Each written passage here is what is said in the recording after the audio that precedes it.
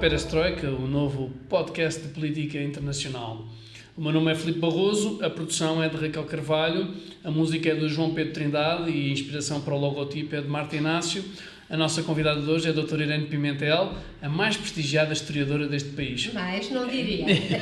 É a minha perspectiva, além de ser uma grande amiga minha e dar-nos a honra de estar hoje presente aqui no Perestroika. Eu é que agradeço o convite. Muito obrigado. A primeira pergunta que eu lhe fazia, das muitas que estou curiosíssimo de saber, e certamente os nossos seguidores, os nossos espectadores, como queira chamar, estão também curiosos de saber, é como analisa e como vai ficar a história e como nós vamos a história como ciência e como a observação do estudo científico da humanidade ao longo do tempo, como é que a história vai refletir sobre estes perigosos tempos conturbados em que a contra-informação e a informação distorcida é permanente em tempos de pandemia, dado que é um desafio de tipo novo nas últimas décadas, mas não é novo na história?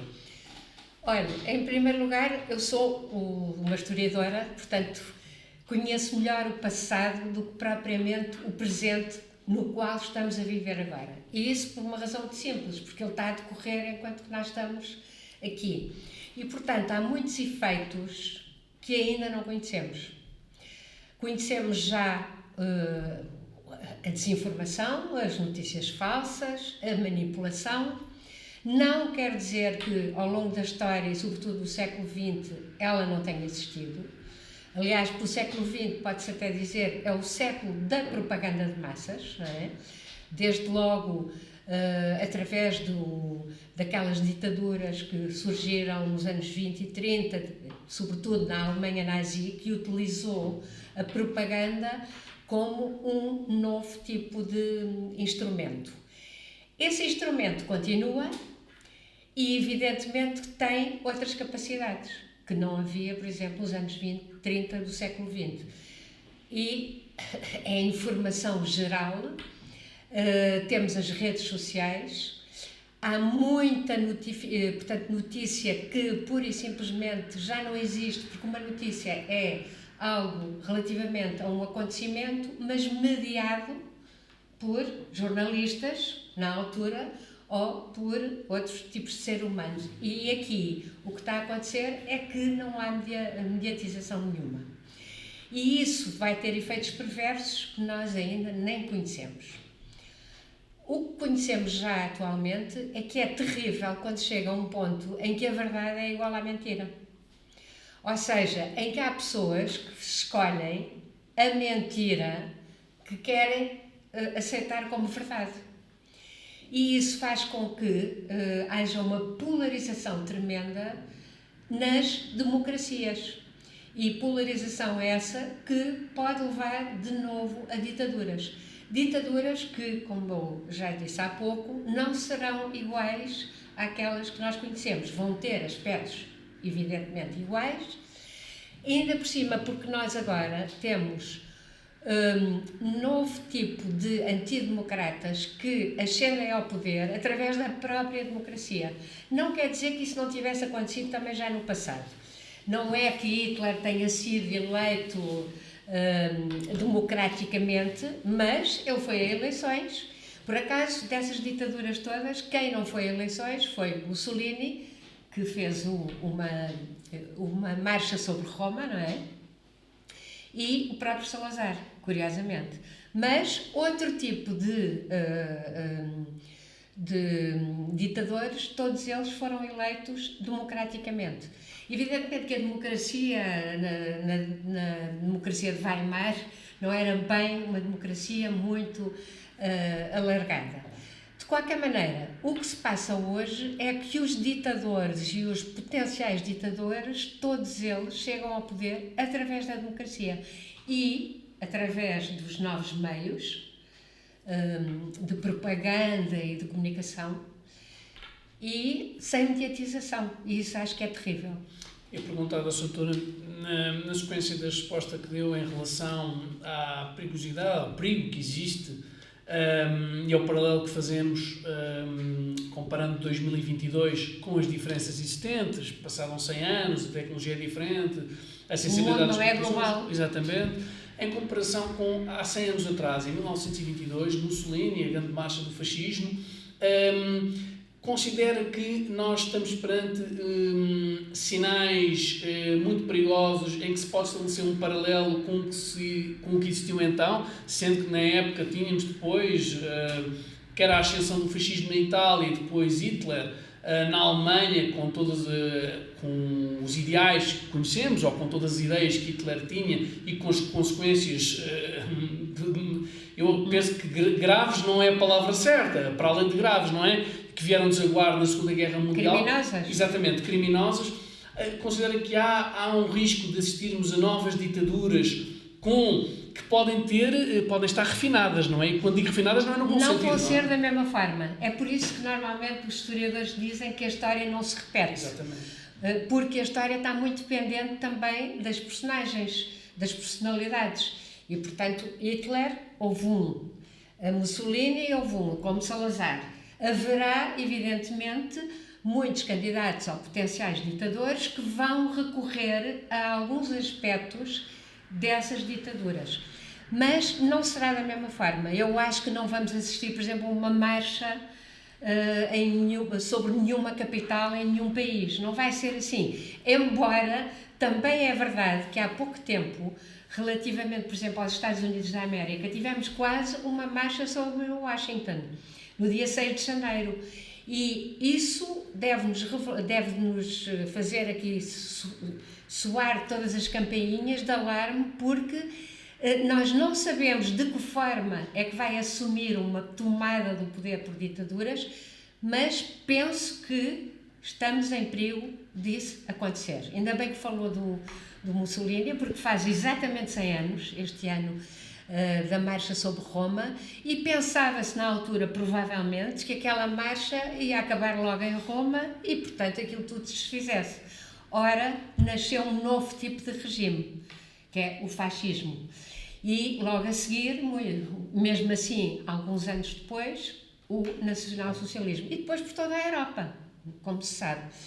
Eu acho que não me lembro já muito da pergunta, porque a conversa é como a cereja. Não, está a responder mesmo. Era sobre o paralelismo que fazíamos com... Exatamente, portanto, acho que sim, que há perigos disso, mas não sabemos é que formas é que vão tomar. Por exemplo, no Brasil, ou na América Latina, até relativamente, enfim, até 1989, até ao final da Guerra Fria, havia sobretudo golpes de Estado militar e que instauravam ditaduras militares. Penso que agora não vai ser por essa via. E tem sido pela via das eleições. Olha o que se passa na Hungria, o que se passa na Polónia, em plena Europa, não precisamos de sair do continente. E, sobretudo, o que é mais terrível é que os regimes de Mussolini e de Hitler já eram regimes de caráter populista. E o populismo, porquê? Porque assumiam que eram representantes do povo, aliás, eles eram o povo, reencarnado neles próprios, naqueles líderes é sempre um perigo, autocráticos, exatamente, mas tinham muito apoio, e isso nós nunca podemos esquecer. Esse tipo de regimes tiveram ditadura, tiveram muito apoio, não funcionaram só através da repressão. A repressão ia contra aqueles que resistiam à ditadura, aqueles que diretamente se iriam contra ela, mas depois o grosso da população de certa forma aderia. E aderia porquê? Primeiro porque acreditava naquela propaganda. Mas não era só por isso, é porque também tinha benefícios. E é aí que muitas vezes as ditaduras de velho tipo não foram suficientemente bem estudadas, porque se pensou com a teoria do totalitarismo, o que aconteceu foi que eles calavam toda a gente e, portanto, era um regime totalizador de toda a sociedade. Se as pessoas falassem, eram logo reprimidas. Não era assim. Havia espaços até de liberdade que, por exemplo, Hitler, só para dar um exemplo, deixavam ao grosso dos alemães. E benefícios, porque é preciso ver que as casas que foram deixadas pelos judeus, que foram retiradas aos judeus, as empresas retiradas aos judeus, aquela, entre aspas, arianização da propriedade judaica, acabou por beneficiar outros alemães não judeus, aqueles que eram considerados da comunidade nacional alemã.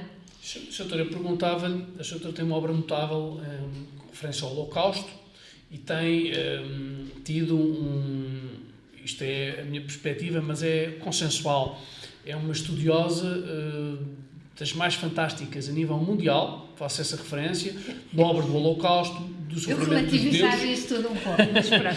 Mas está bem, agradeço. Do sofrimento dos judeus, que é indiscutível.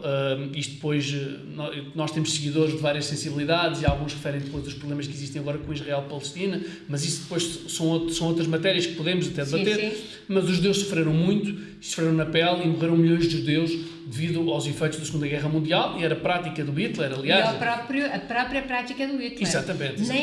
Eles nem são vítimas da Segunda Guerra Mundial. Também são, como foram, claro, por exemplo, os soviéticos. Claro. Mas eles foram um alvo específico e o alvo central e principal do nazismo. Como a senhora refere muito bem, eles eram um alvo, aliás, criou-se este imaginário que havia certamente milhões de alemães que acabaram por acreditar e receberiam benefícios disso, ou seja, da perseguição direta aos judeus, aos ciganos, a uma série de classes, de cores, de etnias que podemos descrever com detalhe, e isso fazia parte do plano de Hitler, de facto, aliás, como colocar a política de emprego, que ele dizia, vamos devolver o emprego às pessoas, e devolveu, de facto, nas fábricas de armas. Aos alemães. Exatamente, aos alemães. E não é curioso que tempos depois, e não é só o Trump, há outros, tornar outra vez isto tudo. Nós temos aqui até um representante de um partido antidemocrático em Portugal que diz a mesma coisa, vamos devolver tudo a nós, sendo que nós, quem somos nós? Quem são os portugueses? E os portugueses podem ser de várias etnias. Os ciganos são portugueses também, não é?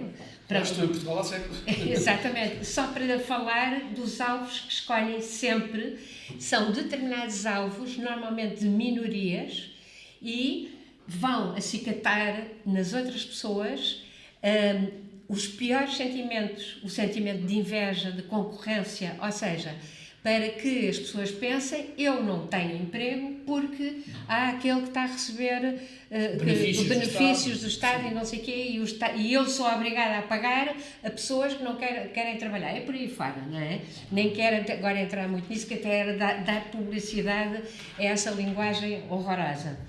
Mas, e agora já me perdi outra vez. Não, era exatamente sobre se a doutora considera que Hitler aproveitou esses alvos e usou esses alvos como propaganda. Claro. E agora, se considera que a historiografia portuguesa e mundial, se há umas décadas achava possível, por exemplo, se a doutora achava possível nos anos 70 ou nos anos 80 do século XX, em que as sociedades havia uma democracia plena, as sociedades tinham havido sociedades de bem-estar, tinham sido criadas nas décadas mais recentes, desde o final da Segunda Guerra. E alguma vez, entre a esquerda democrática e a direita democrática, que dominavam mais ou menos o mundo ocidental, sim, se alguma vez nós teremos perante este tipo de fenómenos de tipo novo, em que vão buscar este imaginário com nunca imaginei. E o meu terror é justamente esse, porque quando eu era jovem, eu lutei contra uma ditadura, mas também tinha toda a força para isso e toda a fugacidade e tinha apetência. Eu agora até gostaria de descansar um pouco e qualquer dia descanso de vez, não é? Pronto, mas isso é outra história. E vejo na minha velhice justamente aproximarem-se novo tipo de perigos que eu nunca pensei que existissem. Eu sou nitidamente uma filha do pós-guerra, não é? E de facto foi quando se começou a erguer o estado de bem-estar. Evidentemente, em Portugal teve um atraso muito grande, porque vivíamos em ditadura, e só a partir de 74 é que se pôde erguer esse estado social, ou estado de providência, e era também períodos em que havia emprego praticamente total, de produtividade e de industrialização muito grande. Hoje em dia, evidentemente, há outros fatores que até podem ser benéficos. Por exemplo, a robotização, em princípio, até é benéfico. Só que não se está a ter em conta que os efeitos, muitas vezes até perversos ou rápidos demais, que isso tem, por exemplo, no emprego atual. Também na manutenção do Estado de Previdência. De que forma é que o Estado Social se pode manter se nestas nossas sociedades temos menos crianças, mas aí eu gostava de dizer uma coisa, já agora um parênteses, não tem nada a ver com o que estávamos a falar. Fala-se muito de natalidade e de falta de natalidade nas nossas sociedades, e curiosamente são aquelas que eram as que tinham mais natalidade na Europa, porque eram as sociedades mais católicas, que era a questão de Portugal, Espanha e Itália, e são justamente nesses países onde o envelhecimento da população é maior. E porquê? Não se conta com a imigração. Porque, evidentemente, se nós temos imigração, por exemplo, França já não está com esse problema de natalidade porque tem uma grande imigração. E muitas vezes é na imigração em que a natalidade é mais forte. E se não houver essa ideologia terrível da substituição, como se dizem, não é? Dos nacionais por estrangeiros, se nós encararmos o mundo global como ele de facto é, e as pessoas das várias etnias como pertencentes à mesma humanidade, porque é isso que acontece, já não pensamos que se calhar a natalidade está muito baixa em Portugal e nos países europeus. Porque repare, como é que está a natalidade, por exemplo, em África?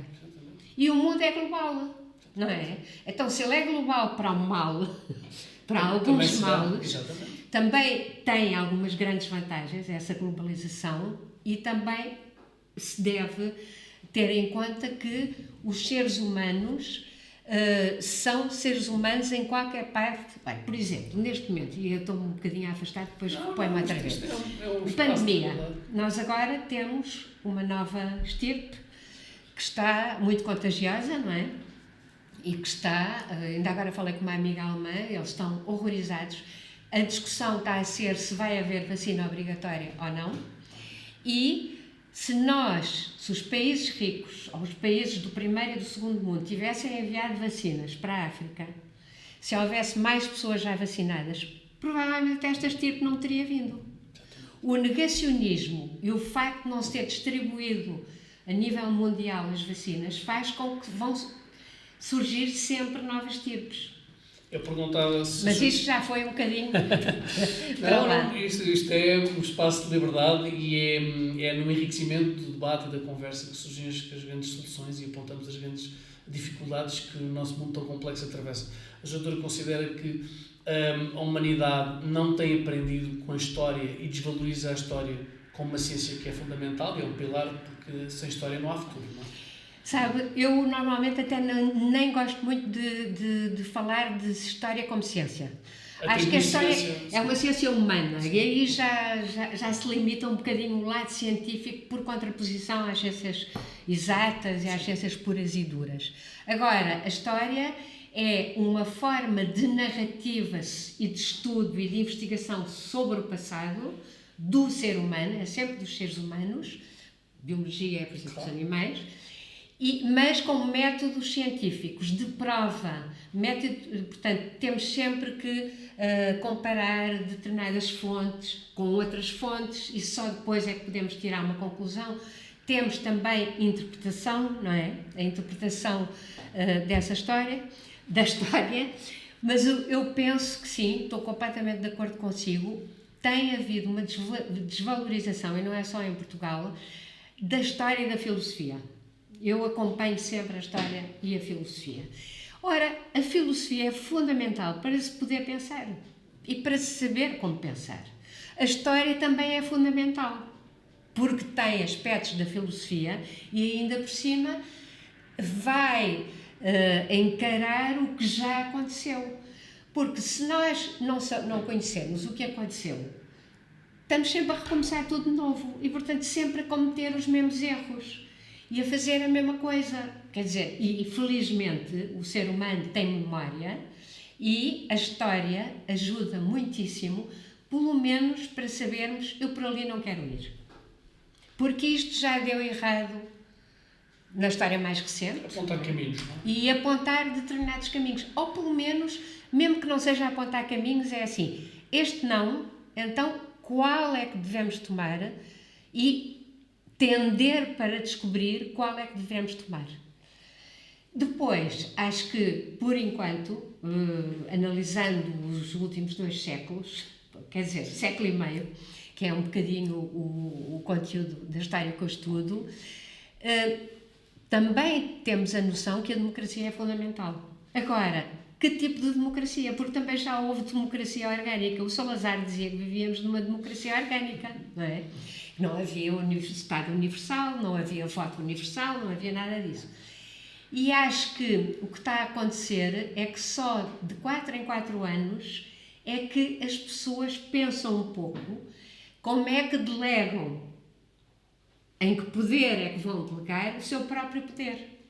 Porque é assim, eu não me interessa nada governar o país.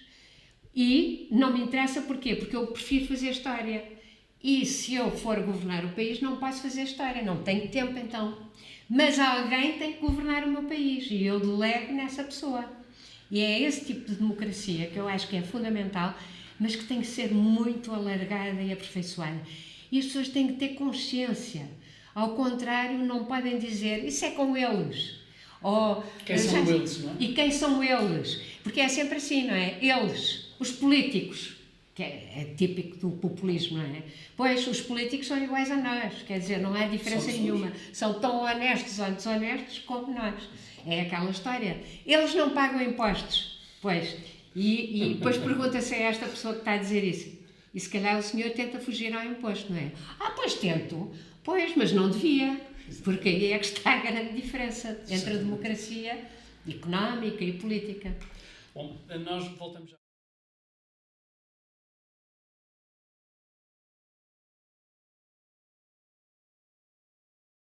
Bem-vindos novamente ao Perestroika, hoje com o Dr. Irene Pimentel, que me dá uma grande honra, que nos dá a grande honra de estar aqui connosco. A pergunta que eu lhe fazia, o engenheiro António Campos está inteiramente de acordo com o Sr. Doutor e considera que, de facto, a história e a filosofia são fundamentais na compreensão do mundo e para se pensar a política e pensarmos a sociedade. Eu perguntava-lhe se entende que os partidos também têm um forte contributo, neste caso negativo, para o desprezo que existe em relação à história. Absolutamente. Nos últimos anos é o que tem acontecido.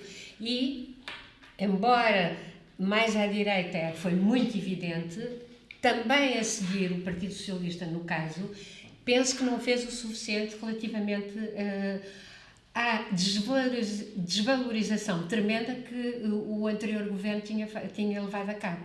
Eu só me lembro regularmente de um determinado opinion maker, portanto, opinador, na televisão, foi até na RTP, a explicar porque é que não se devia estudar História. Isto é extraordinário. Ou seja, porque é que alguém não devia escolher o curso de História porque não era produtivo e porque também não dava a essa pessoa possibilidades de ganhar a sua vida. Eu, quando ouvi aquilo, quer dizer, eu fiquei de tal maneira chocado, até porque não houve confronto dessa posição. E ficou instilada uma ideia que foi ganhando a maior parte das pessoas de que o que passou não tem interesse nenhum. Eu escuso de saber, é uma velharia, como normalmente às vezes se diz. Porque é que eu quero saber o que aconteceu no tempo, sei lá, de Salazar? E isto é absolutamente extraordinário. Uma lógica muito tacanha, não é? É uma lógica tacanha, mas que fez o seu caminho. E aí, acho que os historiadores, as pessoas da filosofia, os cidadãos, em geral, os mais politizados e aqueles que são militantes, devem fazer um esforço para que um futuro governo tenha, portanto, modifique esta situação, que dê outra vez um valor às disciplinas de História e de Filosofia que, em muitos casos, desapareceram completamente.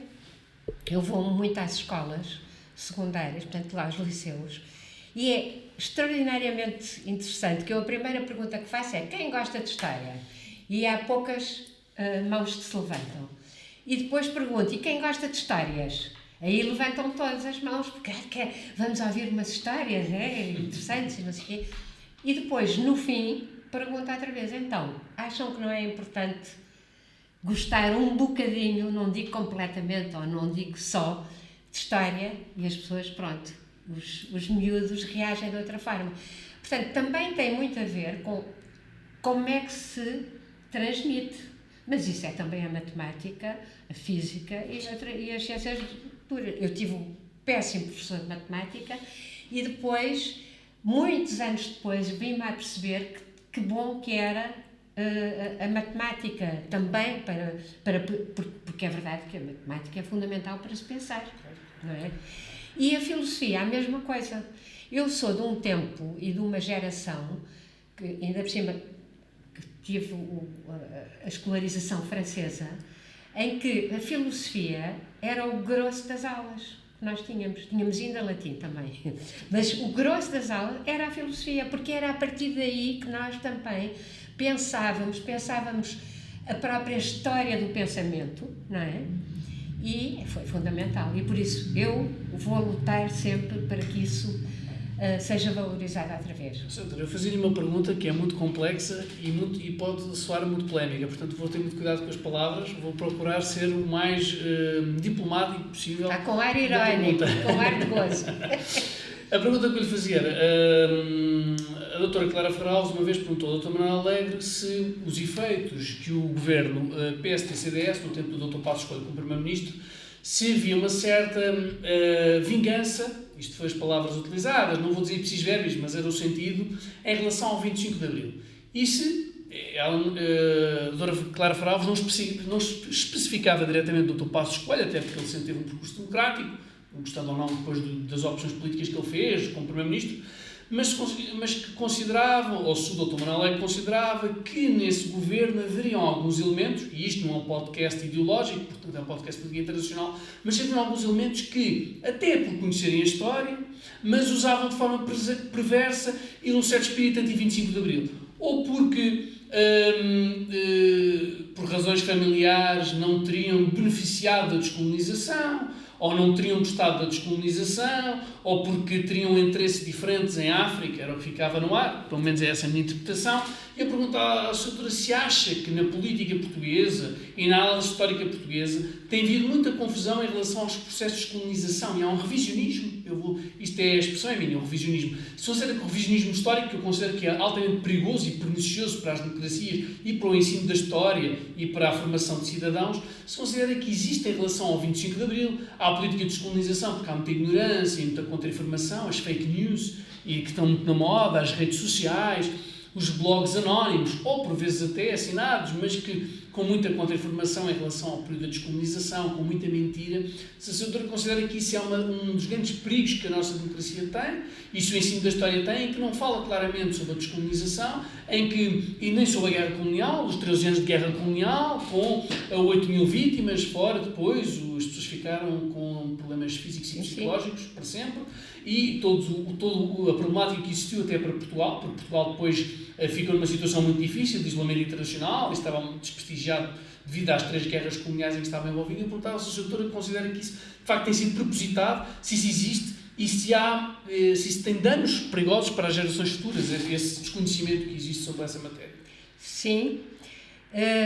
Só queria recordar aqui uma coisa.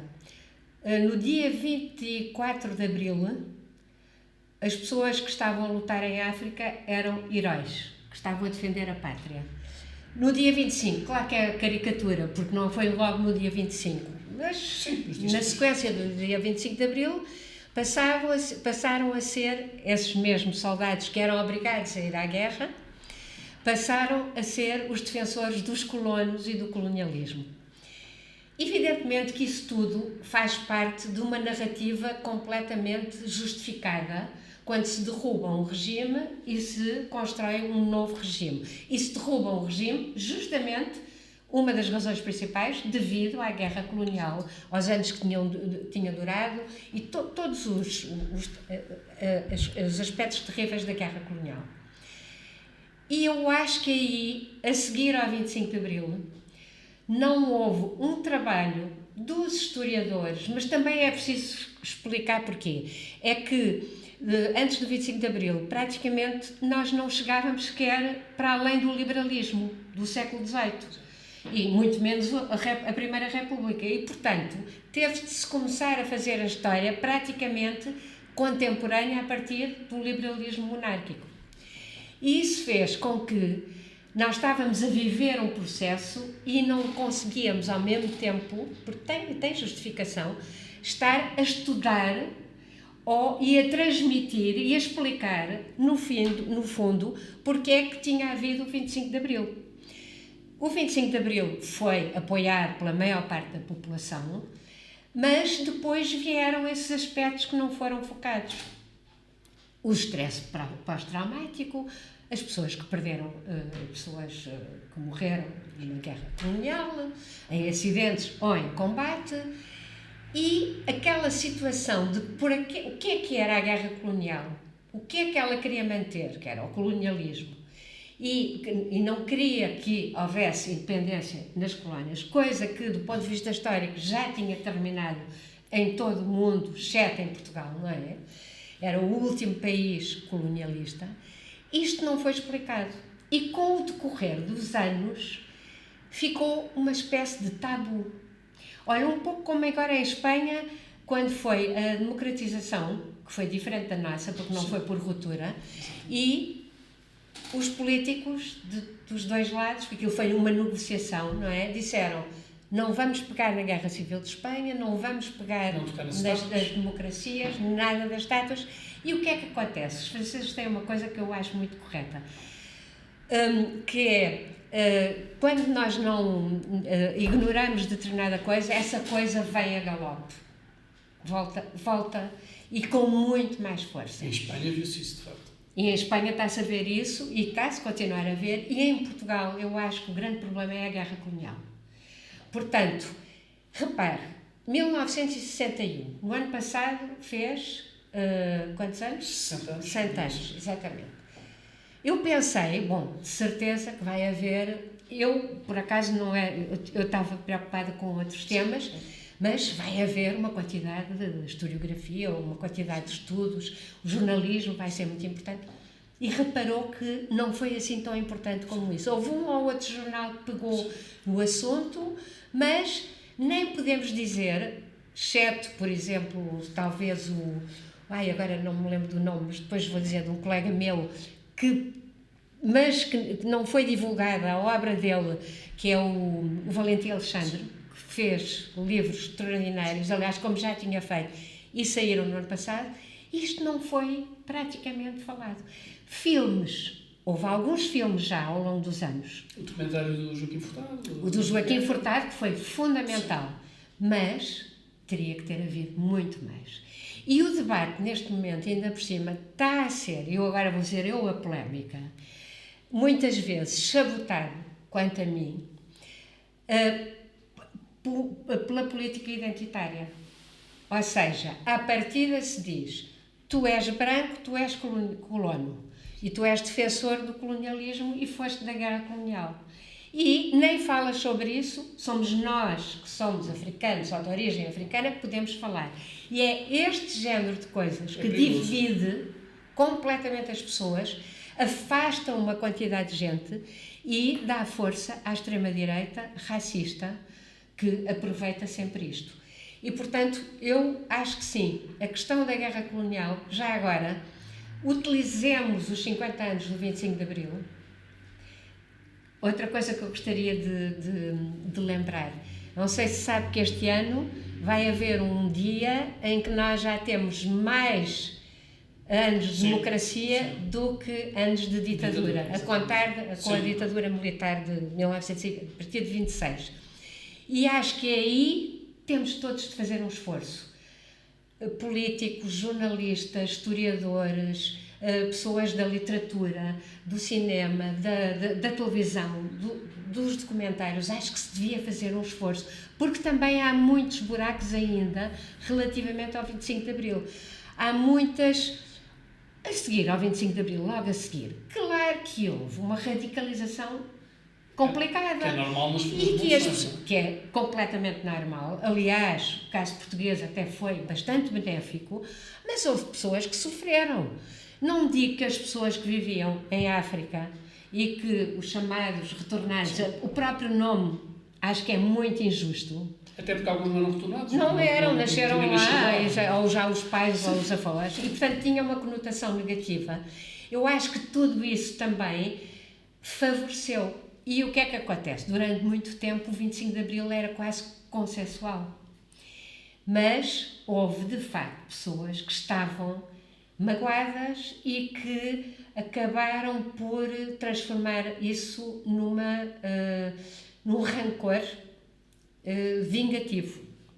Eu acho que aí a Clara Ferreira Alves fez uma boa pergunta, oxalá ela continuasse a fazer tão boas perguntas. Embora eu lhe queira fazer outras perguntas dentro do tempo que temos, para os nossos seguidores, para ficar claro, porque muitas pessoas depois não têm tanta informação, ou não estão tão informados sobre determinadas matérias, ou não têm a oportunidade de estudar tanto sobre isso, é que no processo de descolonização, depois com todas as dificuldades e portugueses que vieram em dificuldades, e nós não estamos aqui a fazer nenhum juízo de valor, até porque conhecemos as dificuldades e não gozamos de forma nenhuma, nem estamos a ironizar com o sofrimento, mas a verdade é que houve o Instituto de Apoio ao Retorno Nacional, que investiu na altura 12 milhões de contos, que equivale a 60 milhões de euros atualmente. E Portugal foi considerado como um modelo, comparando, até porque Portugal também tinha essa comparação já, com o caso francês dos pieds noirs, dos pés negros. E justamente foi completamente diferente. Houve uma adaptação, e aí o Estado envolveu-se muito para apoiar, de facto, essas pessoas. Estou completamente de acordo. A senhora considera que muitas vezes tem dito, e costumamos agora, até na Assembleia da República, no início do século XXI, se começou a assistir a algo que eu duvido que fosse quase permitido, digamos assim, no espírito democrático. Claro que é permitido, podem dizer o que quiserem, mas dentro do bom senso, é criar-se a ideia que a descolonização portuguesa foi negativa, quando a descolonização portuguesa foi muito elogiada por todos os outros, as antigas potências coloniais, não é? E é preciso ver, por exemplo, Mário Soares, ainda hoje, às vezes anda-se de táxi, e parece que a descolonização está ali no canto, sim, e que ele teve toda a responsabilidade pelo que aconteceu, pelas guerras a seguir que houve nessas colónias, quando não se responsabiliza quem de facto deve ser responsabilizado, que é o regime de Salazar e de Marcelo Caetano, que durante tantos anos não quis descolonizar como os outros países o fizeram. E aí, mas isso é quase sempre assim, de repente, quem é responsabilizado é quem resolve a situação. São os oficiais do MFA que também pensavam, a dada altura, eles tinham contribuído para aquela guerra e a partir de determinada altura disseram, não, a solução tem que ser política. Então são eles os responsáveis pelo fim de um processo que esse sim é que tem que ser responsabilizado. A senhora considera que talvez o problema da descolonização portuguesa, ao contrário do que é dito por vezes pela extrema-direita e que tenta fazer revisionismo histórico, o problema talvez não seja ter sido apressada, mas sim o contrário, ter sido muito tardia, não é? Foi muito tardia. É o grande problema da descolonização portuguesa e devido à colonização portuguesa. 30 anos de atraso, sim. Aliás, Bandung, todas essas conferências descolonizadoras, a ONU, tudo isso, foi pode-se dizer, foi a partir do pós-guerra, pós-Segunda Guerra Mundial. Eu perguntava se a doutora Irene Pimentel considera que a história, e agora voltando à questão do Hitler, de Mussolini, se a história não tem feito a nível agora mundial, se por vezes, embora haja museus onde se estude e hajam obras publicadas e Churchill é reconhecido como um herói de guerra, mas com o passar do tempo, e nós sabemos que 70 anos em história, ou 76 anos desde o fim da Segunda Guerra, 76 anos e uns meses, é pouco tempo histórico. Para um ser humano é muito tempo, mas para a humanidade... O ser humano é a sua vida. Exatamente. Se tiver uma vida longa. Sim, exatamente. Mas o tempo histórico é curto, não é? Parece quase um pescar de olhos, não é? Curto. Mas eu perguntava-lhe se, enquanto nos anos seguintes houve um esforço quase mundial para haver sociedades de bem-estar, a edificação do Estado de Providência, isso agora nós temos vindo a perder isso nas últimas décadas, quando há uma lógica extremamente só monetária, em que aparece um opinion maker a dizer que as pessoas não devem estudar história porque isso dá pouco dinheiro ao futuro historiador. Não, e o neoliberalismo económico, tem de se falar dele, porque eu acho que é o grande inimigo. Aliás, o neoliberalismo económico, é curioso, é apoiado por candidatos a ditadores e a autocratas bastante estatistas, que isto é aquela contradição em termos, não é? Aliás, que já vimos no Chile, quando houve o golpe de Estado de Pinochet, que foi quando o neoliberalismo económico se instalou num país da América Latina como nunca tinha acontecido. Uma experiência de ensaio Uma experiência humano, e com um laboratório humano, exatamente, aqueles senhores da Washington que teorizaram essas questões e que aplicaram numa ditadura absolutamente sangrenta em que se eliminava uma parte dos seres humanos porque resistiam. E pronto, acho que acabou de dizer o que eu acho também. Muitas das suas perguntas são exatamente... já têm a resposta contida para isso. Não combinamos. Não, mas isso é porque temos as mesmas opiniões em muitas questões. Sim, sem dúvida. E é um bocadinho também uma questão de sensatez, porque eu acho que a dada altura, evidentemente que, por exemplo, o racismo não é uma opinião, não é? Portanto, as opiniões têm que ser sensatas e adaptadas ao bem das pessoas. Porque o que é a extrema-esquerda? São pessoas que, por várias razões, ou porque são narcísicas, por acaso agora houve até que aconselho a ler, a Visão tem um artigo sobre os narcísicos. A fotografia que está lá já o Bolsonaro e o Trump, como devem imaginar, e outros, como o Orbán e companhia. E estas pessoas narcísicas têm todas uma componente psicológica, isso dizem os psicólogos e os psiquiatras e os psicanalistas, que não conseguem colocar-se na posição do outro, ou seja, são incapazes de empatia. E muitas vezes o que se tem que fazer agora é, também em política, regressar à ética, regressar aos valores nos quais fomos educados.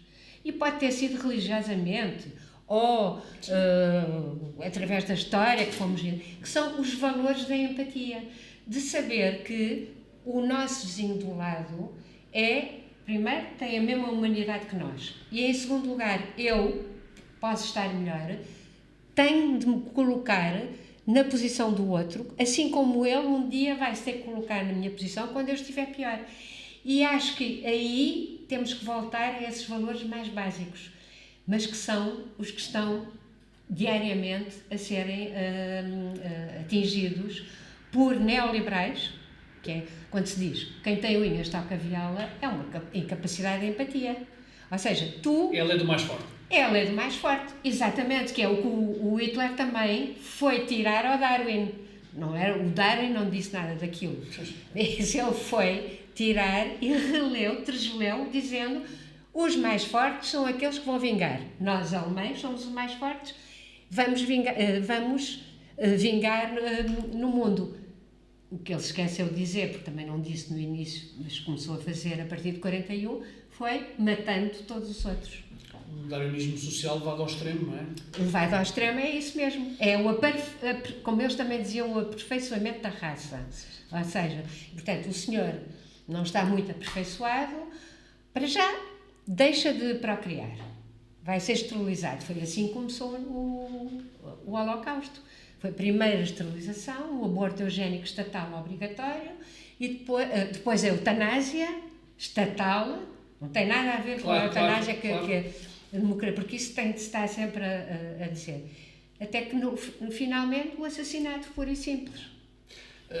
Se eu fazia-lhe esta pergunta, eram duas perguntas, vou procurar situar o melhor possível. A primeira tinha a ver, depois vamos terminar com Hitler, sim, mas a primeira tinha a ver com a questão religiosa, que a doutora falou. Falou de Trump, que era uma pessoa que durante muito tempo, embora cheio de casos, tinha um certo prestígio na sociedade americana, devido que agora mantém esse prestígio dado ao mandato que fez, mas isso é uma... Ainda acho que há uma grande parte da população que ainda apoia. Ele teve 70 milhões de eleitores que votaram nele, depois entraram muitos deles, membros do Partido Republicano, que discordaram da invasão do Capitólio e que acharam que aquilo é inaceitável e que eram partidários de Trump. Mas Trump tem sempre uma componente, embora eu não sei se aquilo era real nele, mas isto depois será polémica, questão religiosa. Exatamente. Foi. E Bolsonaro também é profundamente religioso. E há agora um deputado português, que foi candidato a Presidente da República, que também usa agora o slogan de Deus, Pátria e Família e acrescentou o trabalho. Eu perguntava-lhe se esta religiosa... que era o que o Salazar dizia, eu também estava ao trabalho. Nós é que dizemos sempre aquele discurso de 36, mas exato, depois vinha ao trabalho. O trabalho, exatamente. Porque Hitler, e agora pegando com a questão de Hitler dizia que o trabalho liberta. Sim, pois. E colocou isso em campos de concentração e em campos de morte, onde as pessoas que entravam iam diretas para a câmara de gás. A pergunta final que lhe faria, fazendo referência a isso, é: a questão religiosa é muitas vezes utilizada, e nós sabemos que na história é utilizada. Se considera que Hitler continua a deter o título de ditador mais perigoso devido às consequências que teve, ou se agora há fortes concorrentes, dado que a tecnologia vai se refinando, as ditaduras vão se refinando, e certamente que as novas ditaduras, no intuito de sobreviver, a portuguesa, por exemplo, sobreviveu muito tempo, não é? Sim. Se nós tivermos, e a pergunta que eu lhe faço, obviamente, é no campo histórico e no campo de possibilidades, estamos a especular, mas faço-lhe a pergunta é se as próximas ditaduras que possamos vir a ter, esperemos que não existam, porque somos democratas, isso aí é uma coisa que a democracia ainda é mais ou menos consensual, espero eu, mas se vão ser ditaduras bastante piores, não é? Porque elas não vão querer terminar. Vão, porque, e sobretudo vão ter meios tecnológicos que as outras não tiveram. Também devemos falar do Stalin, mas pronto, sim, não falámos, mas sim, que é também é um ditador. É também. Mas o que eu agora acho que começou e depois não foi até ao fim do seu pensamento. Porque havia duas questões. A primeira pergunta era a questão religiosa. Já percebi. E depois a segunda tinha a ver com isso. Ok. A questão religiosa, que eu falei há pouco por uma razão muito simples. Eu não sou religiosa, mas reconheço que as religiões, o judaísmo, o catolicismo, o protestantismo, a religião muçulmana, têm aspectos éticos contidos na sua origem e na sua natureza.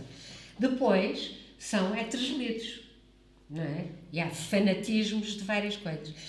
No período do Hitler, aqui vou outra vez à história, curiosamente, a Igreja Protestante, que era maioritária na Alemanha, foi apoiante, em grande parte, do nazismo. A Igreja Católica também teve apoios ao nazismo, mas, por exemplo, não aceitou o eugenismo, a eutanásia, o aborto, a esterilização. E acabou por ser perseguida, em parte, não é? E uma parte, alguns bispos até foram muito importantes, e mais, o próprio Hitler, em agosto de 41, acabou com a primeira lei da eutanásia, depois introduziu outra, ainda pior, não é? Mas acabou porque houve, no seio da população alemã católica, hostilidade relativamente a essa política. E até porque a política da eutanásia também era dirigida, inicialmente não era dirigida aos judeus, era dirigido aos deficientes, a todos aqueles que eram considerados como não de raça superior, digamos, não é?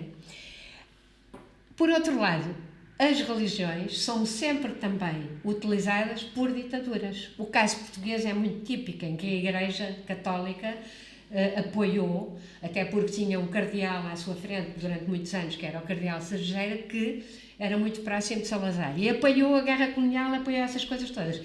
Vamos ter mesmo de terminar. Pronto, os fanatismos, ainda por cima das religiões, vão ajudar a todos os potenciais ditadores. Sra. Doutora, muito obrigado. Tivemos a honra de ter a doutora Irene Pimentel. Obrigado a todos. Até à próxima. Obrigada.